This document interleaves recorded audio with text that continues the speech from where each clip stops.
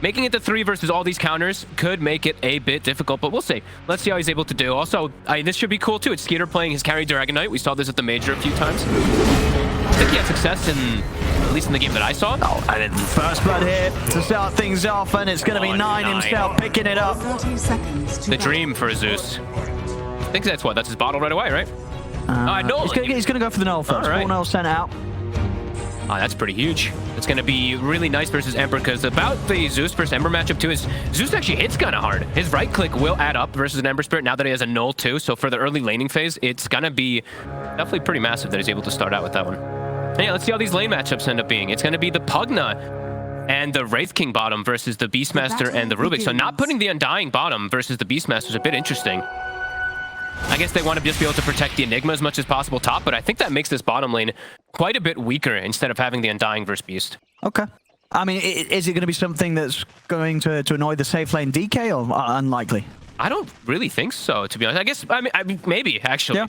Maybe Soul, maybe the Decay plus, I mean, he did go Orb of Venom too, and Eidolons are something not to laugh about. Yeah, maybe they want to fight. They want to try and, threaten the DK whilst he's vulnerable on the early levels. Maybe I can see it, because there is a Wyvern also in the lane, a little bit of a weaker kind of 5 position, so maybe they're looking to try to take advantage of that fact with the Enigma and the Undying with Orb of Venom. Cool, okay, let's see if it works out. It's a little bit of a trade-off. And looking at the items up, Saxa starting with the Hedris early on. Cool. So a bit of different styles that we're seeing coming out.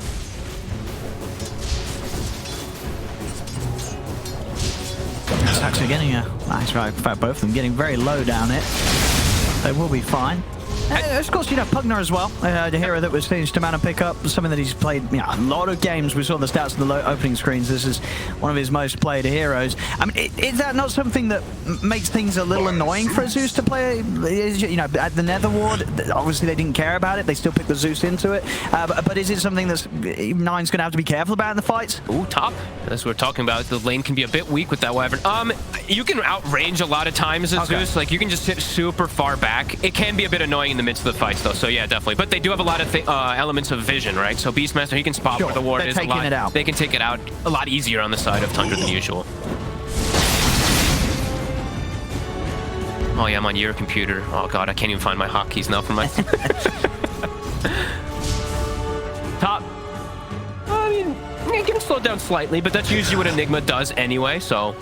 Yeah, it's interesting that they decided for the lane setup. It's like I said, like, if they put the Undying bottom, they'll be able to slow down the Beastmaster more, but this is just a choice that they went for. Sure, and just having the ability for those constant denies. Mid lane. Oh, indeed. And we are fine. He's got the Fairy Fires holding on to, as well as a few bottle charges. This is not an easy lane for Ember, though. The spam that comes out from the Zeus is just crazy. And also, like, him getting first blood is actually pretty massive. It's always going to be able to offset a lot of that damage that's going to be coming out. And he's just going to be able to last it better. And as a Zeus, are you never going to feel the pain too much from the slight spam? Is it just not enough damage early on to really make things tough at all for a Zeus? Zeus is kind of, he's like deceptively tanky sometimes. Oh, nice going in. He almost got him. Very, very close.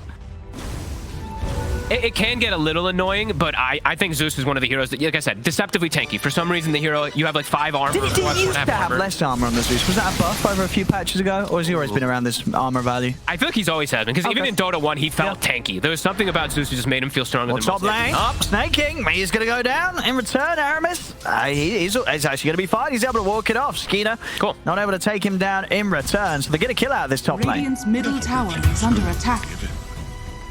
He will suicide. So what is this causing, though? So Beastmaster, though, is getting absolute free farm. They're slowing down the Wraith King. DK, he's still farming pretty well. I mean, both carries have been slowed down. Yeah. Skeeter's being kept low. Symmetrical doing a good job with the Eidolon harassment.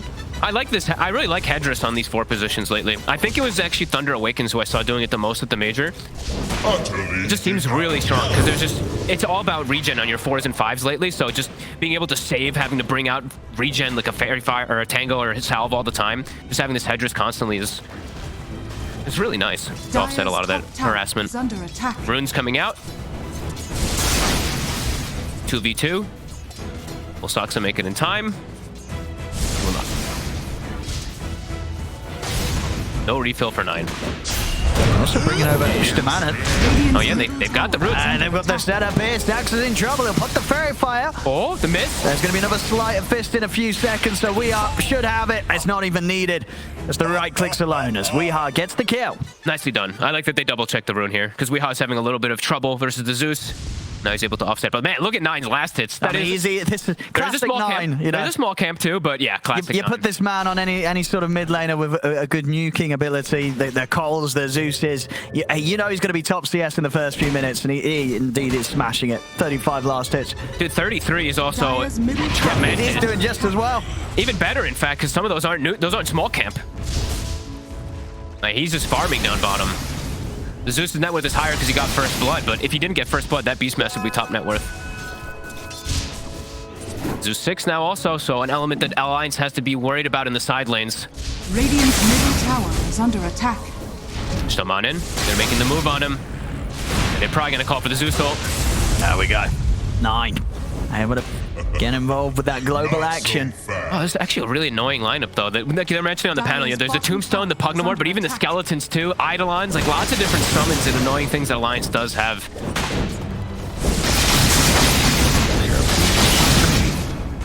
Yeah, look at that level advantage, though, for 9.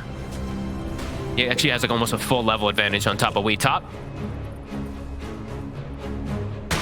Not quite able to finish snaking off that. Oh, cool. And he went for Arcane Boots on the Enigma. So this is the Saberlight thing where you go Arcane Boots into the Radiant's vessel. top And since he's tower playing is under versus attack. Wyvern, DK Beastmaster, could see it working out if he does go that route.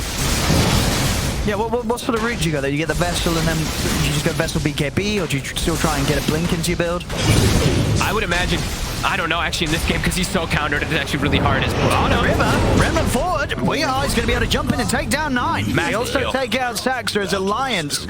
Very nice movement there from the supports to join forces with Weeha in the mid to get 2 pretty big kills. Snaking is going to be looking to find a haste room. We'll be able to charge away before there's any further chase down from Weeha. But yeah, important kills. He's been having a tough matchup, but they're getting him these early action. You know, we are 2 kills now in the mid. Yeah, great place really from the supports, knowing that these 2 offlane or the 2 side laners can do fine on their own. The Enigma with the Eidolons, Wraith King's just versus a Beastmaster who can't really bully him or kill him by any means. So yeah, great job double checking runes. Much needed for Weeha. But again, still looking at the Beastmaster getting this top farm, complete free farm, and we know what 33 is able to do with this a lot of times. His Dominator is going to set the tempo for this game. Yeah, Weeha is looking to maybe slow it down though. I like this move. This is a good one if he's able to find it. I don't know if he was, it looks like he was kind of spotted, but I like that he's even trying to Radiant's slow down this middle tower is Beastmaster right under now. attack. Yeah, it's going to be a tough kill to get, especially if Tundra keep close to the tower. 33 and Saxa stepping out a little bit. Doesn't look like Weeha is going to be happy with finding any opportunity though. They're back to mid. Yeah, whenever you leave like mid versus even something like Zeus, someone that can spam it out so hard. 9 just triple nukes the wave. There's no Ember at the tower. He's making the call. He's like, hey, watch out on those side lanes.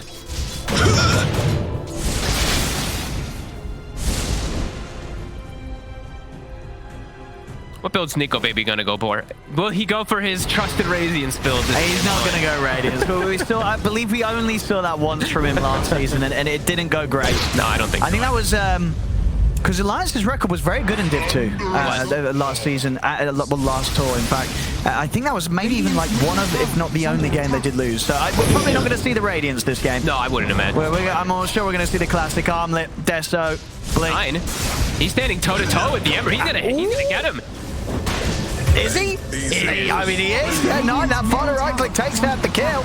Alliance, they'll make sure to take him down in return. Oh, Nico Baby gets the last hit with his dot damage from his Wraith Fire Blast. I thought the illusions were going to take it. I'll be happy with that one. Yeah, I was actually going to say, Stomani, you better stop attacking with those illusions. Your Wraith King TP'd mid for the kill. Yeah, I mean, that's, you know, I think Alliance, they'll definitely be happy with that one. Nico Baby in particular. That's phase boost done, turns up, gets himself a cheeky little kill on the enemy mid. I like how they also, like, if you look bottom, they've littered the bottom area with sentry wards because killing Hawks is so valuable when you're playing versus Beastmaster. Of course, blocking the camps too, but if you kill like 2 Hawks in laning phase, you've done excellent.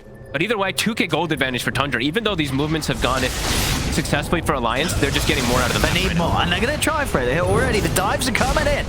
as we are. He's ready to play deep to look towards 9, up towards the tier 2 tower. Sleight of Fist does the job. Alliance making sure that they continue to keep this pressure on towards 9. And they're getting potential tower, too. I mean, lots of damage going on to it. They've got a Glyph and Fade Bolt now, so we'll get slowed down, but good pressure coming out from Alliance. Yeah, playing very nicely around Weeheart. Oh, Snaking also bought a Hedress. Yeah, so 2 Hedresses on the side of Tundra. Dire's middle tower is under attack. Tier 1 tower already down to half HP. We'll see where 9 heads on the respawn. I like that they're double moving with the supports constantly. I know I was mentioning it before, but even more so just because they literally, like, they have no catch with the 2 supports, so if they're just there with bodies just throwing their spells with Weeha, it actually does help quite a lot. People the side lanes are relatively safe, right? All right, yeah. Nico Baby he's on a Wraith King under his tower. He's pretty fine, and top lane Symmetrical has been left in a 1v1 him against the DK. They don't need that extra focus of support around those areas. So, and the reason why I did mention the Radiance, because if you look at the enemy lineup, it doesn't look that bad. Right? Oh, this is actually a game where you wouldn't mind a Radiance. High armor. He's not going to get a Radiance. Summons from Beastmaster, Wyvern Cold Ember. I mean, you could see the argument perhaps for it, but I hope he doesn't do it. But nah, you know, just because it's Nico Baby, that's why I'm. I think we're going to see Armlet Desto. Radiant structures are fortified. I guess it sort of depends on Wee's build, because we've sometimes seen the Desto Ember. What's we are going for this game? I wouldn't like Desto this game on it. Not on the Ember. No. You're playing versus Wyvern. You want to get your Maelstrom and stuff like that. You want to be able to go through that. But actually, he queues it up. He does queue it up. I did queue it. Okay. It feels good. Okay. I think it feels good. You know, so that it's having that AOE effective Desto effect. It's nice. I mean, that it's is a lot of damage on the slide spam. And the supports are very squishy. You know, they're very low armor, very low HP. But I tell you what, for you, that does open up the possibility of a Radiance for the Wraith King. It is possible. If the Ember's behind the Desto, we'll see. Okay, we shall see. Yeah. Top. Tombstone is down a very aggressive position. Yeah, instant TP's coming in. Saxa will turn up, make sure that Alliance aren't able to dive for any kills at the tier 2. Easy money. Ooh, we are nearly going down to Thunder God's Wrath. I believe the wand may have just saved his life.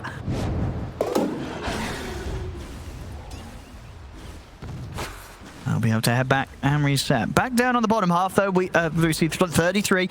Still top net worth. Yep. And he's still getting this space. He's hitting these timings. He's able to get the push up right towards the tier 2. So sooner or later, Alliance is going to have to do something about this. They're coming in with the smoke. Yeah, I was going to... But did it get spotted, perhaps? I don't think it did. Oh, and dude, you're getting your Radiance.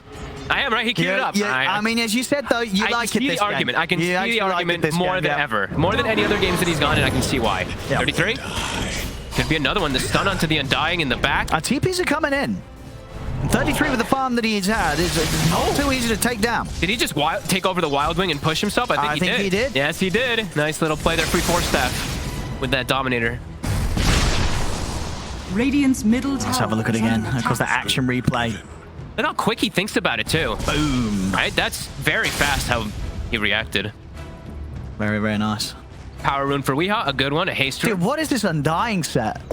What the hell is that? Dude, that looks like an alchemist that's let himself really go. Oh, it's like the Spartan Guard kind of one. I've seen it before. I have seen it. That's a lot. It looks weird on my screen, though. 2K lead still for Tundra, so still distributing that wealth. But Alliance, it feels like they're being the ones a little bit more active around the map looking for these plays at the moment. But Tundra doesn't seem to care. Look at this. 9 though. Might care. I mean, he should have this kill, right? I don't think... Okay, with the Cold Embrace, it's going to make things a little more complicated. And meanwhile, Aramis gets he wants to go for this. He's going to get cursed. He's got the mana to come over and help out. I mean, Weehar's totally fine. He can keep going. He can keep diving. I mean, I think he's going to keep committing for 9. Okay, no, he's backing out. He knows the right time to back out. And, Saxa was there, but not a lot that he could do himself. He's going to take a few tower hits coming in, but Weehar's fine. And Nico Baby. let's see if maybe Nico Baby can indeed pick up a kill instead. He's going to turn towards Saxa. Saxa's going for the TPL, but they've got the damage. Nico Baby able to get some more gold towards that Radiance fund. Mid tower's going down, though. The stolen Eidolons plus the Wild Wing. It'll get denied. Middle tower denied. Nice to see. There's some good aggression from We Are. Some good control as well. I feel, you know, in the past, maybe from other mids as well, you get that deep, you get that committed. It's very hard to sort of say, you know what, I'm out. Yeah, good control. Knowing when to back off and making a lot of space. It's great aggression that's coming out really from Alliance. It's still, like we said, 2k gold advantage for Tundra, but Tundra's just farming. They're not really like, they're playing the reactive game so far, just reacting to the movements from Alliance rather than making their own proactive ones. Alliance making some nice aggressive moves, and it is going to be a blink on the Enigma done already. Okay, opting to get that done before the full Vessel. Okay. I do really like the Vessel, I'll be honest. The Vessel Midnight Pulse is something that's just, I mean, Saberlight's definitely onto something with that. It now depends what Symmetral's going to be able to do with this blink. Yes. Getting the blink a little bit earlier, you've got to look for the payoff play. Yeah. It'll let him get into the backline and follow up with Weehaw a little bit easier, but... My god, dude. Like, let's just pull up last hits for a second, by the way, just so you guys can see this. 180 almost on the Beastmaster. It's pretty crazy. And 33, he's having a great time here. He's already got his Helm of the Overlord level 12. He's got the Dragon. Yeah, one of the most farmed Beastmasters. That's pretty wild, actually, to see that much above the average. And now, usually that's like with heroes that played another role. And Beastmaster, it's always in the same one, so it's a fair comparison. Can't get the roar. And very much an accurate showing of how far ahead he is from the standard. It's 14 minutes, and he's got 180 CS. That's like 12, 13, 14 CS a minute, right? I can't remember, do we get the stats nowadays? We've got any cool stats about that? Because that's got to be some record or something, right? On a Beastmaster. It's a lot of neutral creeps, but either way, I mean, that is insane. Just the raw number. Yeah. And still, now Tundra's feeling strong. Now they're feeling like they can get aggressive with this Helm of the Overlord. He has a Shard queued up next, an amazing Shard. Super underrated. Yeah, and we changed, by the way. He did. Yeah. I didn't but now there's no death zone, right? And unless... No, we're not seeing a change from Nico, baby. He's still going to commit for the Radiance. No, it's Ed, which I'm excited to see. You know, it's good to see that he's still stuck with it after it hasn't worked out in the past. But as you say, because of reasons that this game, there are reasons on paper why the Radiance will work. And we know, historically, Nico Baby has been a huge fan of the Radiance build. Yeah, it's been. Although it has changed, of course, with recent times. A little bit different now. Yeah, so we'll see if he can make it work here in this game. Wow, really interesting build from Aramis, too. I mean, I guess because he's playing 4, he wants to try to transition a bit more, but he has BKB queued up, Phase Boots, and Max Decay. Not Max Soul Rip, not Max Tombstone. Phase Boost in a BKB. That's my kind of support. I do not like it, I'll be honest. I'll be straight up honest. I don't really see why he would go for that build, but maybe it'll work out for maybe he has some other idea with it. I mean, we have seen in the past, Aramis very much a support player that sometimes he wants to carry the game himself. We've seen him on, like, when he did the Weaver last tour, I remember a specific game. Yeah, the lift. He's gone. And so is this tower. They might knock on the front door. The Tombstone was used. Yeah, this is speeding up rather quickly. You know, Tundra, they ain't stopping with this push. No, and they actually freeze the creep as well, too. And Glyph was used. This could be a Rax. I think it's definitely a Rax. I mean, Alliance, they'll be lucky that the tier 2s are up in the other lanes. Let's see if there's any sort of chance of a defense. I mean, they're just nailing the melee Rax. It's dead. It's gone. Uh-oh. Well, that blew the game wide open. I don't know if you can even opt to go for... I mean, he already bought the Relic. Never mind, so you have no other option. He wants his Radiance. Uh-oh, this game could end very quickly, I feel like, now. They just like really opened up the whole game. Roche is now an option too. Aggressive vision is going to be easier for Tundra to place down. Let's have a look at that replay again. That top move, instant setup from Snaking. And then, of course, once you've got that opening, Tundra, fantastic follow-up control and damage to come in after the curse comes to an end. Perfect timing, really, from Soxa to get the grab there. Yeah, very, very cleanly done there by Tundra. I think he looks confused. I think he's like, what are they doing there? He looked very, very confused. And they can't fight this. That's the thing about Alliance. They can't actually go near this area. Because their Wraith King doesn't do any damage. I mean, if he gets to hitting targets, which he just can't really do versus this lineup, he would be able to, but pre-Radiance, no damage. Now in Aegis, I mean, they're just going to run down another lane, it looks like. Yeah, this is, I don't know. It's going to be tough for Alliance, I think, at this point. You know, this is sort of Tundra, full throttle. This is kind of how they win the games. They get these 18-minute barracks, and then they're already ready to look for the second. They get that Aegis. Good luck trying to stop the Tundra train. Oh, Aramis actually killed the Hawk right before it stunned him with his decay. That was really close. He would have died. I think right now the pressure is a lot onto the Enigma, who, I mean, Symmetrical's got to get a big black hole there. I mean, he bought it earned, but he's gotten 0 charges. He actually hasn't been able to get involved into a single fight because now Tundra's just full grouped. They've got the Radiance online. They have to fight. They just have They've to got to somehow fight. battle on high ground. They've got to get in, get the setup. Dude, look at the DK's buff. He is buffed up. Look at that. A little bit of everything there for Skeeter. He is loving life. 1-0-2. He's had a pretty chill game. You know, not the most kills, but the objective, the creep hitting, it's been there. That's all that matters. 9 deals with the side lanes. He has Kai Assange. Damage is super high. Also, he did buy a shard. There we go. Alliance the smokes up. But it's an Aegis on Skeeter. They are hesitant on committing for the DK. Oh, they're just going to back out, though. Tombstone's dropped. Tundra's just going to walk away from Tomb and try to fight elsewhere. They might lose Skeeter, though. They'll take him out once, for sure. Now, see if there's going to be any sort of attempt to fight back for Tundra. If they'll let Skeeter go a second time. He's out with the blink, in fact. It's an easy escape. That should help. Yeah, as soon as Tombstone down, you see that's the only thing that they're worried about inside the team fights on Tundra. So just fully reset, and now perhaps going back in, perhaps just killing Stoneman, and the Boris plus the Dragon might be able to do it. Symmetrical's going to try and do his best to help out here. But Stoneman, indeed, looking to be very dead. 33 picks up the kill. I've been watching this matchup of the Pugna versus Beastmaster. It looks so hard for Pugna to play Dota. You're spotted the whole game. Even if you're trying to like save people, what I've seen all these Beastmasters do is they literally just right-click your summons on them. In team fights too. And tough. What do? You can't life drain and save anybody either because these summons just kill you. And then when you're playing against 33's Beastmaster, it's like, good luck. Yeah, top net worth still, by the way. Yeah, 2k ahead of the enemy carry. 33 is looking pretty unstoppable this game. This is one of his best heroes, of course. Skeeter looks like he just wants to catch the wave. I don't believe that's him actually going for a kill. And they're building items to end the game next, right now. Like, they're going for Pipe on the Wyvern, they're going for BKB, well, BKB on DK is normal, but BKB on Beastmaster as well too. These couple more auras, and then that's just going to be closing the game out for them. Yeah, Alliance, they've got to have that one big team fight. But they're just, I mean, the thing is though, it's now they're getting trapped in their base a bit. Now it's like the strangle is starting to happen. The Tundra's just limiting the farm completely, and if anybody goes out, they'll die. That's looking tough. They're losing towers here across the board. Final tier 2 is going to fall. They're just losing it to the summons as well too. They don't technically know where the Tundra heroes are, so they can't actually venture pretty much anywhere else on the map. Dire's top tower is Nico Baby, the only one who's going to be able to get a small farm that comes in from the waves. The rest of his team at this point now just trapped. That's tough. Smooth Very game tough to find the fight. I mean, as we said, the pressure on Symmetrical's Enigma to get a good black hole, but as we pointed out in the draft, they pretty much got all the answers under the sun to stopping He needs a black hole. He needs a 5-man black hole. It has to be. Otherwise, everyone can cancel. It's very, very easily going to be cancelled. Or stolen, and then turned. Smoking up as soon as a wave pushes out a little bit from the side of Alliance. Tundra smokes, goes toward that wave to kind of catch to see if anybody's there. I'm looking for any type of fight. They know how strong they are. Aramis, it has been caught. We'll see Symmetrical try and jump forward to help him out. But Aramis cannot escape the Dragons. Weehaw now. But the setup, 33's got a roar as well. He's ready to keep him locked down. Goodbye, Weehaw.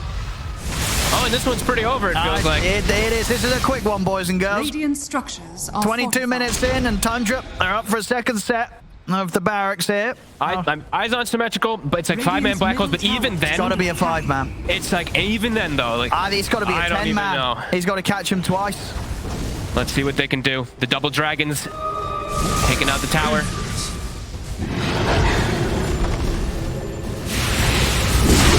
That's a bold TP. Radiant's middle tower is under attack. Oh, Nico Baby's going in. Trying to get the back line. He's ready to start some action. But that's him gone the once. We are will buy back, jumping in towards 9. BKB popped by Skeeter. He bought back for this, instantly dies. Tombstone gets taken out straight away. And now with the birds, they're ready to chase down Aramis. Aramis caught out by the stun. He's got 9. He's just front line it, ready to go. He's got the backup of the cold embrace. The black hole will be used to lock down 9. Okay. We'll get them the kill. They bring down 9. But they're gonna lose Nico Baby. I mean, 33, he's ready to go target to target here. The Decrepify for Stoneman, and we'll give Nico Baby the chance to try. Did the bird hit him over there? Wait, what? I think the bird followed him when he blinked. No, wait, Yeah, that looks strange. We'll get a I cool think the dive replay of bomb that hit him. one. But indeed, you just can't escape this 33 Beastmaster. No, you can't. And his birds. He'll have you. And the situation where they have to use Black Hole, it's on a solo Zeus outside the base. Let's have a look at that. Yeah, look, watch, he blinks, and the Hawk hits in the position where he was originally, but it does the damage over there, look. Radiant's bottom tower has fallen. That was cool. So Radiant's bottom barracks. how does that work? So that looks so crazy. That yeah. looks bizarre. Radiant's Interesting. bottom barracks. But either way, Mega Crips. Well, in a second. It was dead. Oh, even if he doesn't die, the game is over. The game is certainly looking pretty over. Mega's here, 24 minutes. Holy moly. Tundra very much showing that they are. Has fallen. They're still coming in with the same steam that they were playing with at the major.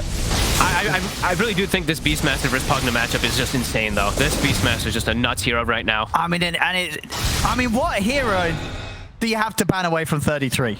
You know, it's like Pick your poison, right? it really is. He really has got Oh, these boy. heroes that he looks the best in the world at. Yeah. His summons, right? The Vistages, the Beastmasters, the Lycans even that we saw at the major. It's a problem a lot of times. The pace that Tundra's able to set. And we were actually looking at the pacing. They're the fastest team of the patch. Yeah. Were they fastest or second? I think they were the fastest. I wouldn't be Or second surprised. Fastest. I wouldn't be surprised if they're up there. Fastest with the highest win rate, I believe it is. Some other teams are faster, but with much lower win rates. Under attack.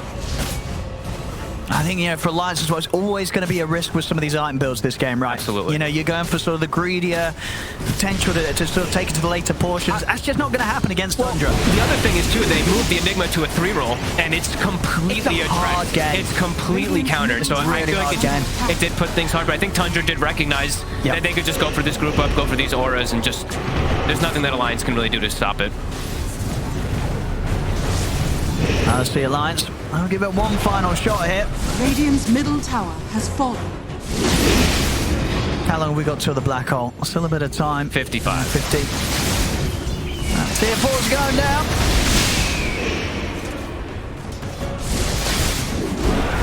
And it's just so hard because even he's got BKB queued, and even besides, I think even BKB's fully countered and addressed by 4 different heroes, or 3 different now.